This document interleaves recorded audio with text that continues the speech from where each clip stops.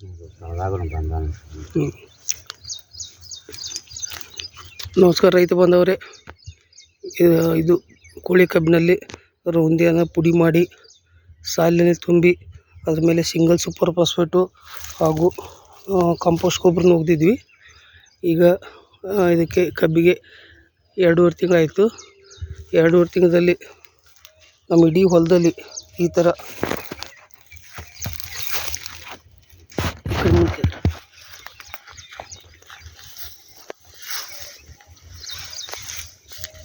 ಸಂಪೂರ್ಣ ರೌಂದಿ ಕಳೆತು ಗೊಬ್ಬರವಾಗಿದೆ. ಈ ಗೊಬ್ಬರದಲ್ಲಿ ಈ ಪ್ರಕಾರ ಬಿಳಿ ಬೇರುಗಳು ಅತಿ ಚೆನ್ನಾಗಿ ಆಹಾರ ಉತ್ಪಾದನೆ ಮಾಡಲು ಸಹಾಯ ಮಾಡ್ತಾಯಿದ್ದೀವಿ.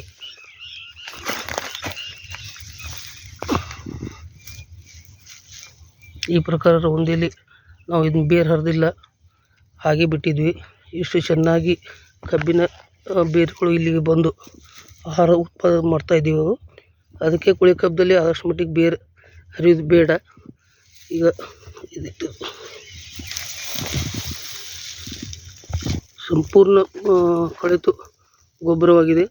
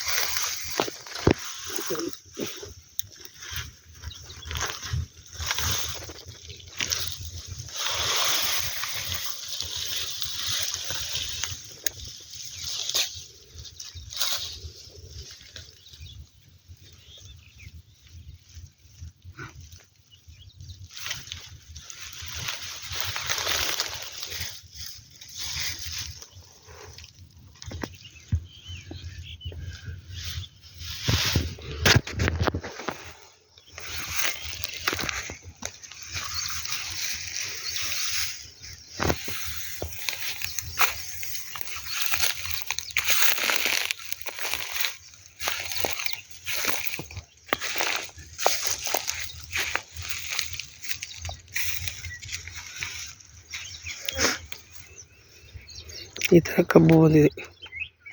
ಧನ್ಯವಾದಗಳು.